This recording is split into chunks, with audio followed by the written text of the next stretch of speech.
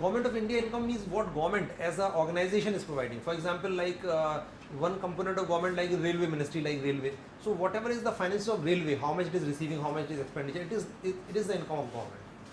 Like railways, post and telegraph, and the other income is like from taxes, what government is receiving, and minus how much it is spending. So government is a separate institution. So people and means even government employees are different from government. So just like in the case of a company, owners and workers are different from company. We will discuss in detail later this aspect in company, then it will be more clear. But I think I give you a recap of all of this. National income is what? Income which is earned by normal lessons, maybe private sector or maybe both.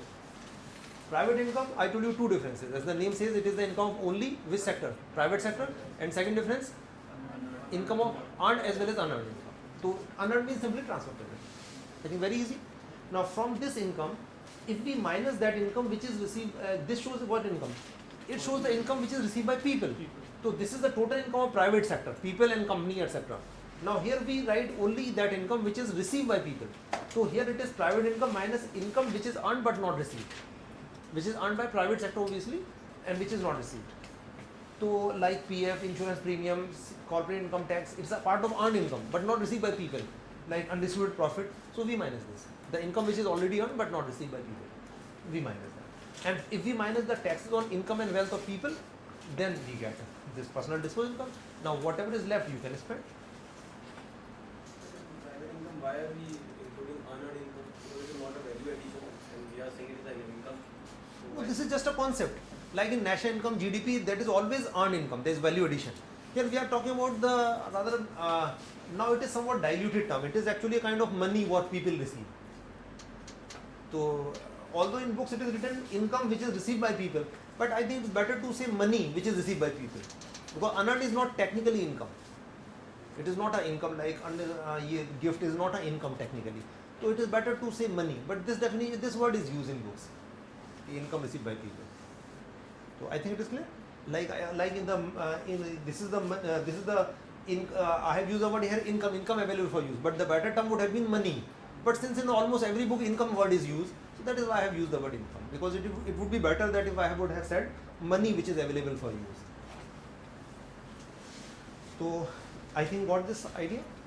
So you need not require to go in much detail, just basic idea. Either you should remember the concept or the formula, anyone is sufficient. Okay, so this is personal disposable income is money which is available for use with, or income which is available for use with all the households, all the people in simple language. Now one more last concept is, one is personal disposable income and the concept is national disposable income. So one more before that, one more thing. Now before this you should also remember personal disposable income, the income which is available for use. What you can do by that income?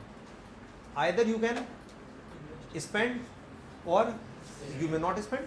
So the income which you don't spend is saving. So it is equal to what? It is equal to consumption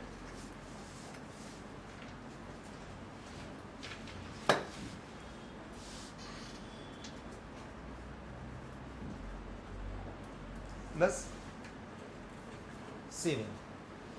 So this is equal to consumption plus saving, C plus S. So in short, consumption means C, saving means S.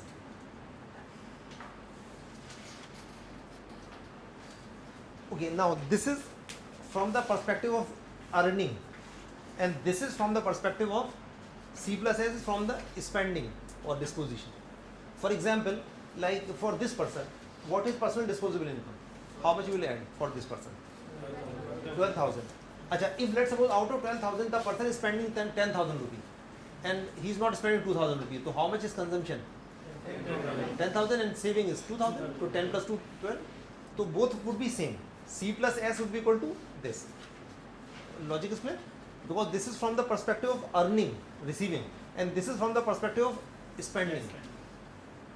But both are same. When we say consumption plus saving, we mean personal disposable income.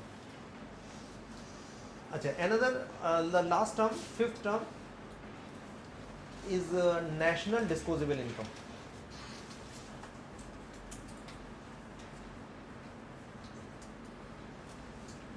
Now, can you tell me what it should be on the basis of common sense? This is also disposable income. So, disposable का मतलब what is the meaning? After taxes mean which is available for use. हाँ ठीक है, तो national word लगा हुआ है यहाँ पे personal है, तो what should be the difference here? It should be the income available for use, but with whom? With normal residents. यहाँ पे किसके पास है? सिर्फ households के पास है. यहाँ पे normal resident में government private सबका आ जाएगा, normal resident आ जाएगा, क्योंकि जब national आ गया तो यहाँ पे normal residents word हो जाएगा, the same definition. So just write down the definition, same definition. It is the total income. It is the total income which is available for use. Total income which is available for use with all the normal residents. Total income which is available for use with all the normal residents of a country. In normal resident, in some books it may be nationals also of a country during a financial year. During a financial year.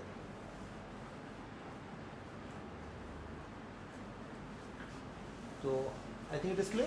Total income which is available for use with all the normal residents of a country during a financial year. So difference, what is the difference between this and this? Here total income available for use with all the normal residents, and here income available for use with only with households, individuals or households simply. And here all normal residents including government, because normal resident include government is also a normal resident. So I think you got the logic. What is the difference? Even there are formula for this. There is a formula for this, but not very important.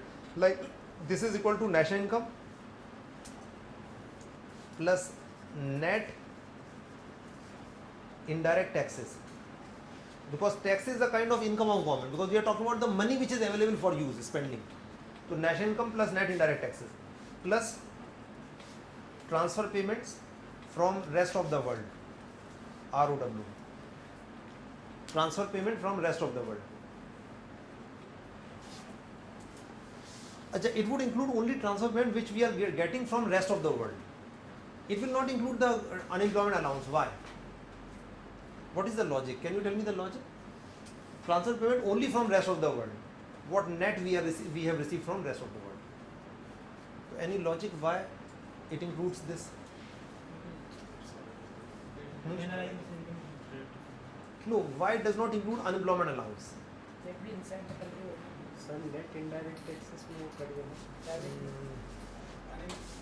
Let's suppose this is private sector, this is government. Okay? We have to include the income of everybody. If somebody from government give somebody to private sector, would the money will increase in their class? नहीं. तो private sector का भी जोड़ना है, government का भी जोड़ना है, सभी का जोड़ना है. अब एक किसी को दूसरे को देगा तो उससे बढ़ जाएगा क्या? नहीं बढ़ेगा ना. तो कौन सा इसमें जुड़ना चाहिए? जो बाहर से आएगा, रेस्ट ऑफ द वर्ल्ड से जुड़ा है.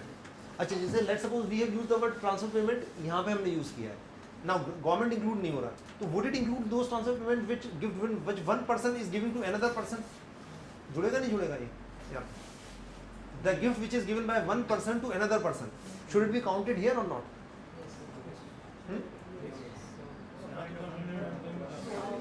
Yes or no? No. आप प्राइवेट सेक्टर हो, मान लो मैं गवर्नमेंट हूँ, रेस्ट ऑफ द वर्ल्ड बाहर है, तो इसमें कौन सा जुड़ेगा? जो गवर्नमेंट ने प्राइवेट को दिया या आपस में दिया आपने? जब आपकी इनकम जोड़ रहे हैं तो आपने किसी को आपस में दिया तो उससे बढ़ जाएगा पैसा क्या? वो तो ट्रांसफर है इधर से. But it will include transfer mainly from government to private sector. Logic is clear? Like unemployment allowance, old age pension, ये गिफ्ट भी फ्रॉम गवर्नमेंट या foreign to Indian people, to people. Logic clear हो गया? तो यहाँ पे we will include only the money which is received by people from rest of the world. Yes. अच्छा, why net indirect taxes? Because national income does not include indirect taxes. But indirect tax is a kind of income of government. एक तरह से government को पैसा तो मिल ही रहा है ना. ये एक तरह से इनकम और मनी का मिक्स हो गया है यहाँ पर, क्योंकि ये जितने भी कॉन्सेप्ट है यहाँ पे एक तरह से मनी हो गया है. तो because indirect taxes are imposed by government, so you should have only rough idea. This is not very important. This is not important for examination point of view. I just gave you this concept. This is not much important. So you should remember the in words. It is the income which is available for use with the normal residents, with all normal residents. per capita income, I'm just coming to per capita income. अच्छा, now I think you got this idea कि personal, अच्छा, if personal disposable income and national disposable income, if we are saying only disposable income, then we mean which disposable income? No, we mean personal disposable income. तो personal में हम bracket भी लगा सकते हैं. इसका मतलब when we say disposable income, we mean personal disposable income. तो normally जो use करते हैं हम disposable income, वो इसके लिए use करते हैं personal disposable income, C+S. Normally, as a convention. So when we say disposable income, we mean personal disposable income in general. So if in exam they will ask disposable income, so you should write this, personal disposable income.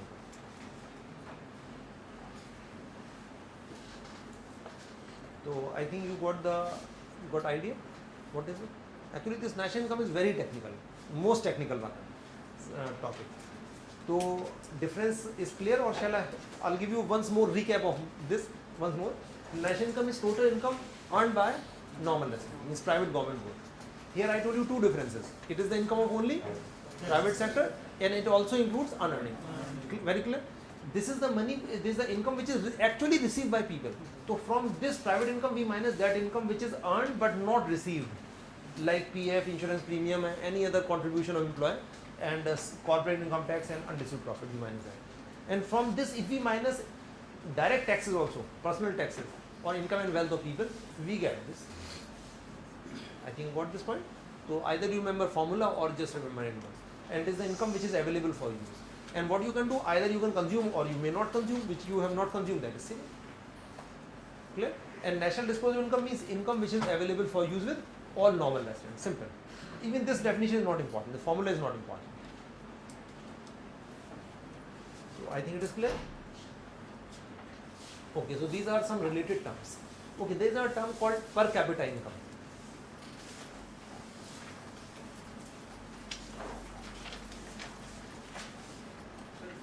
Private and personal income are only for normal residents. Which thing? Personal and private income.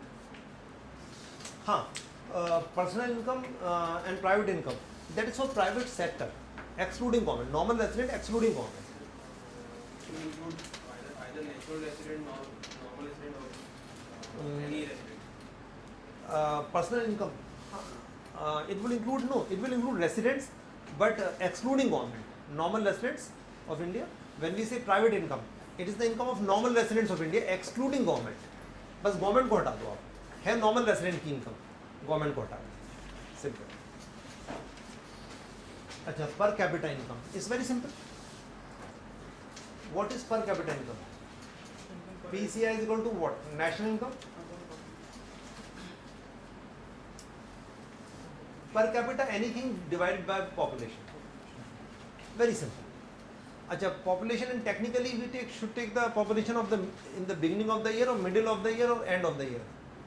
Population कब की लेनी चाहिए? और हम ज़्यादा precisely जाते हैं middle लेनी चाहिए. तो mid year population होती है. Population mid year. Whatever is expected population of mid year, we divide that.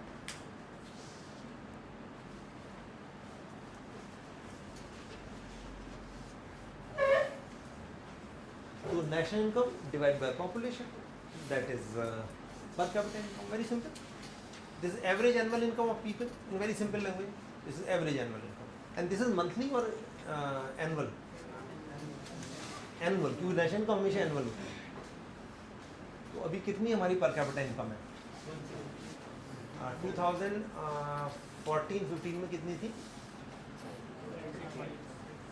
PCI was rupees 88,533.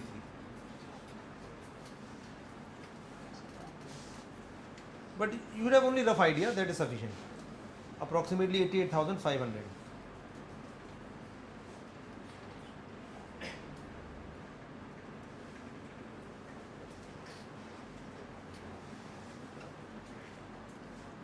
So 88,500. 88,530.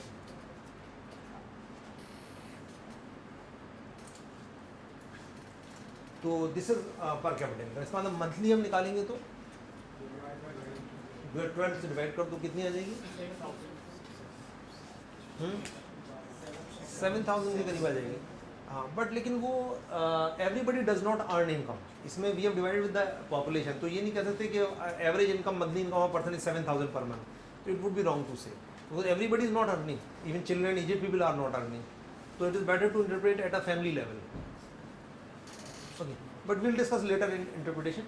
So I think per capita income is about 88,000 rupees, 88,500 approximately. You would have only rough idea. So although before exam next year I'll give you another data for next year's data. So you should have only rough idea. And per capita income of India is low or high? Is very low, because you know population is very high. In next chapter I'll give you data about that. National income of India is high or low? National income of India. Can you tell me national income of India is high or low? High? Or low? National income of India? No. Is low? No. It is not high. It is one among the highest in the world. Per capita national income is one among the highest in the world. We are the third largest economy in the world. तो वो high थोड़ी कहेंगे, जो highest in the world मतलब third largest है. China and America की ज़्यादा है हमसे. तो वो हाई नहीं है, वो very high. But when we divide with population, very huge population, then becomes negligible. तो in the next chapter I give you data international comparison में. आपको I give you lot of data about this national income, per capita income. तो because अभी तो हम rupees में देख रहे हैं. When we see international comparison then will give in dollar. तभी पता चलेगा हाई लो है. तो वो कंपैरेटिवली होना चाहिए और कंट्रीज कंपैरिजन में. तो our per capita income is very low. It is almost 1/3 of world average. I'll give you data in next chapter. Okay, I think you got this point. And you know, if national income would increase by 5% and population would also increase by 5%, what would be the growth of per capita income? दोनों 5% बढ़ गए. क्या होगा? दोनों 5% बढ़ रहे हैं. तो what would be the growth of per capita income? 5%, 1%, 0%. 0%. जब इन दोनों को आप डबल कर दोगे तो नंबर तो वही रहेगा ना. डबल कर दो, ट्रिपल कर दो. तो अगर दोनों सेम रेट में बढ़ेंगे तो ग्रोथ नहीं होगी. इसका मतलब है कि when per capita income will grow, only growth rate of national income should be higher than growth rate of population. 5% of population will be different from 5% of national income. नहीं, वो तो प्रोपोर्शन में ही है ना. वो तो उसी प्रोपोर्शन में है. जो भी नंबर है उसे इसे आप 10% बढ़ा दो, इसे भी 10% बढ़ा दो, तो वही रहेगा प्रोपोर्शन में. तो I think you got this idea कि national income would grow only if growth rate of national income is higher than growth rate of population. I think got this point कि growth rate of national income should be higher. अच्छा, और एक दूसरा form में हम लिख सकते हैं growth rate of per capita income. Growth rate of per capita income is equal to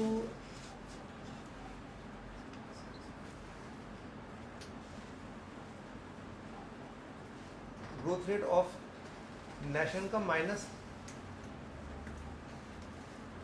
growth rate of population.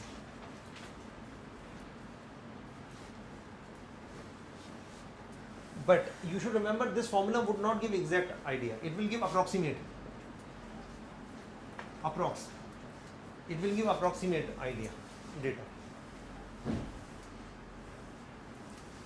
For example, last year growth rate of national income was how much? 7.3%. And let's suppose growth rate of population was, let's suppose how much, कितना percent होगा हमारा, कितना percent होगा average annual growth rate. Let's suppose 1.5% मान लेते हैं. I don't remember the exact data. तो 1.5 तो कितना हो जाएगा? 7.3 माइनस 1.5, तो 5 पॉइंट कितना हो जाएगा? 4.8 हो जाएगा. तो that would be the growth rate of per capita, but it will give approximate idea only. तो higher the growth of national income, higher will be growth rate of this. Higher the growth rate of population, lower will be growth rate of this. अच्छा, you know growth rate of per capita income practically would depend on what? National income growth और population growth. Practically किस पे depend करेगी?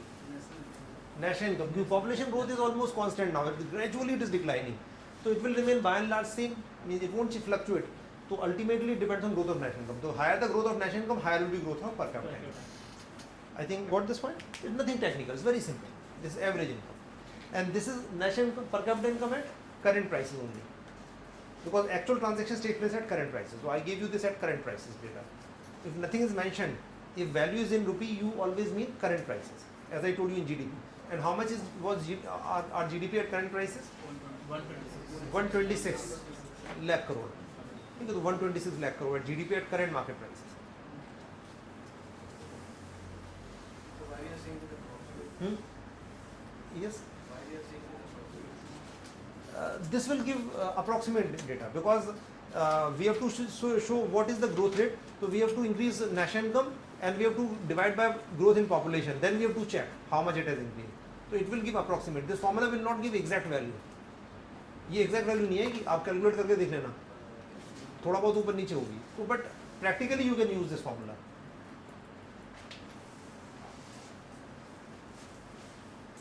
अच्छा, in this year's prelims exam, one question was asked here कि growth rate of GDP growth, GDP grew steadily during the last decade. The growth rate of GDP steadily increased. Sorry, growth rate of GDP steadily increased during the last decade. Yes or no? No, sir. Why not? मतलब GDP growth लगातार बढ़ती जा रही है last decade में. Why not?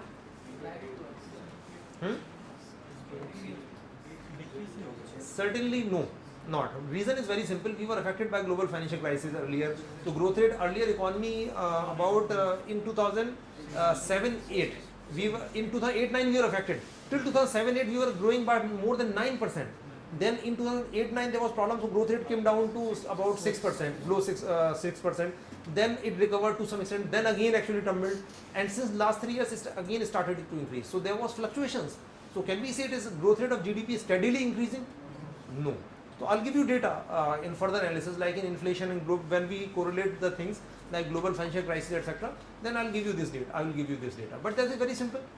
And earlier growth rate declined, and now it is recovering in the last few years. It has recovered in the last 3 years. It recovered. So certainly that option was wrong. And but second option was that GDP at current market prices in rupee terms has been steadily increasing. Has steadily increased during last decade. अब rupees के terms में लगातार बढ़ रही है, वही कह रहे हैं. यस और नो? यस. जब ग्रोथ तो लेकिन ऊपर नीचे हो रही है तो बढ़ कैसे गई? नहीं. First of all statement is correct और रॉन्ग कि GDP in terms of rupees is increasing consistently.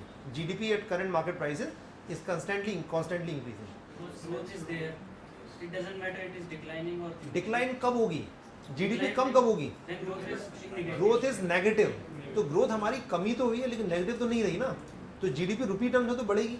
भाई मान लो हमारी 100 थी production, next year let suppose 110 हो गई, तो कितना परसेंट ग्रोथ हुई? ये हम बात कर रहे हैं ग्रोथ की. उसके बाद 115 हो गई, तो कितना परसेंट ग्रोथ हो गई? लगभग अप्रॉक्सीमेटली 5%. 5 से कम होगी थोड़ी को, तो अप्रॉक्सीमेटली 5% ग्रोथ हुई. तो ग्रोथ रेट कम हुआ नहीं हुआ, 10 से 5% रह गया, मतलब लेस देन 5 है ये. तो 10 से, लेकिन जीडीपी तो रुपये में तो बढ़ी रही है ना. ये घटेगी कब? जब ग्रोथ नेगेटिव होगा. Logic clear? तो नेगेटिव तो हुआ नहीं है ग्रोथ, तो इसलिए वो सेकंड स्टेटमेंट सही है नहीं. Steadily GDP in rupee terms has been consistently increasing. ये second statement is clear, but that is common sense based question. Logic is clear कि जीडीपी मतलब नेगेटिव ग्रोथ का मतलब होता है we produce less goods as compared to last year. जो last year हमारी value थी आज कम हो गई बल्कि उससे. तो नेगेटिव ग्रोथ होगी तभी जीडीपी रुपीज में कम होगी, अदरवाइज नहीं. I think what is point.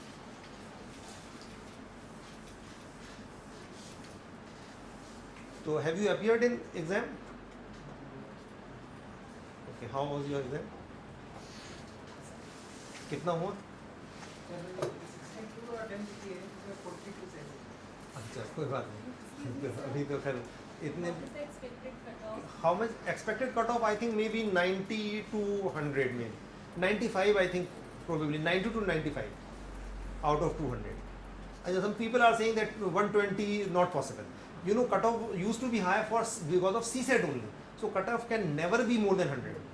It can never be more than 100. So I think it will be most probably 90. But lot of people are asking maybe 100. So that's why I think it may be 95. But I don't think it can't be. It may be above 90. So 90-95 होगी जो effective cutoff होगी. And but you know, whatever we have taught in all areas, like in economy, I think 17 or 18 questions are there directly from class notes. Directly from class note you can see. And we have discussed with all teachers, so about 65 to 70 questions are there directly from class notes. And if you really want to qualify, then just do one thing, just learn and keep on revising again the class notes in every area. Because directly, a lot of students actually called me, they told me that directly in most of the subjects, they are directly from class notes, especially in science and geography. Because we are famous for economy and history. But students told me that especially in science and geography, directly they were from class notes. But in economy, I told you already that at least 80% question click every year, and you can see this time also. About 80% questions are there from our notes. And the questions which are not there, they are discrete actually. Like who publishes this report, like this question, or some statement regarding Command Area Development Program, CADP, and this AIBP, Accelerated Irrigation Benefit Program. So some factual things actually were missed. Otherwise, if there is concept-based question, then you will never miss. No concept-based question you can miss. So if you are thorough with understanding, so every question will be clear. Means if it is concept-based, then you can never miss that question. So I think if you really want to qualify, you know, UPSC does not require research. I told you already, and you don't have time to do research. The best thing is that just follow the class note. Just make one commitment. Ki whatever is taught, you have to learn it immediately and keep on revising it again and again until unless it is on your fingertips. Everything, whatever is taught, it should be on your fingertips so that anybody can ask you anytime. And I think one very useful thing I told you, that is groups also. So you can make groups also. Because if you make a group, then the thing is that you say, okay, I'll study this part, you study that part, I'll explain that. When you study to explain somebody, then your perspective would be different. And when you discuss, then lot of issues erupt. So discussion is very useful. So I think 2, 3, 4 people can make group. But I think probably, but all people must be serious in a group. Even if one is not serious, then entire group would be spoiled. Because company is very, very important for this. So if you get a good company, means 2 or 3 or 4 people, then I think that would be very useful. And since time is limited, resource is limited, so most important resource with you people is time, to make optimal use of that. And the best thing is that the class notes, there is no substitute for that. Because we have done a lot of effort actually. Every year we see questions, we see what questions click, which question didn't click, what we have to change, what actually section I have to drop, what I have to add here. So we are doing since long actually, since almost 13 years I am doing this thing. That is why a lot of questions click. So the thing is that you should just focus on this thing only. And after learning class notes, if you have time, only then go through any book. And I think in any area, not more than one standard book is required. Just class notes and the study material which you are providing, that is more than sufficient. Still, if you want, and still if you have time, then at the most you can go through one book in any one particular area. But I think in economy, no big book is required. Nothing is required. In other area, if you think, then you can go through that. But study any book only after you are thorough with the class notes. And I told you already that every year you can see lot of students, they qualify in first attempt. And you know, nobody can qualify in first attempt if research is required. So it proves that UPSC does not require research. UPSC just want that do you have understanding of the basic things and whatever issues are going on. So you should know basics of economics, and whatever economic issues are there, you should have understanding of that. If you are reading newspaper, you should understand them. You can appreciate what is there, why and how.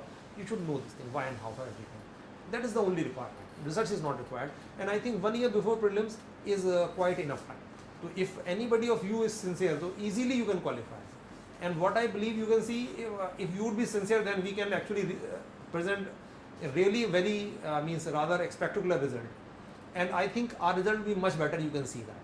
Like if you, in general, because almost you can see say 65 to 70% questions clicked.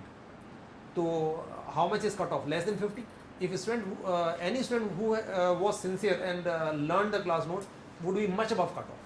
And that would be true in means also, you can see that. So my request is that if you, this time is very crucial for you, so make target which you can achieve. Because the biggest flaw is that a lot of students, they make huge targets which are unachievable. And if you make a target which is not achievable, you will lose all motivation. Because you know, even if I would put 100%, still I won't be able to achieve. So all motivation would be lost. So targets will be achievable. So the most important thing is that make it sure you should learn whatever we are teaching you. That is most important. And whatever doubt you face, you just ask us in the class after the class, in every subject. So I think keep this thing in mind. So, but ultimate thing is learning. Keep on learning. And if you have any doubt, any problem in economics or any particular area, you can directly contact the related teacher or contact me or arrange that. Or you can take my email ID as well. So if you have any problem, you can call me or you may email me. Like related to any subject. If you have any problem, I'll arrange that. If you have any problem in understanding, we'll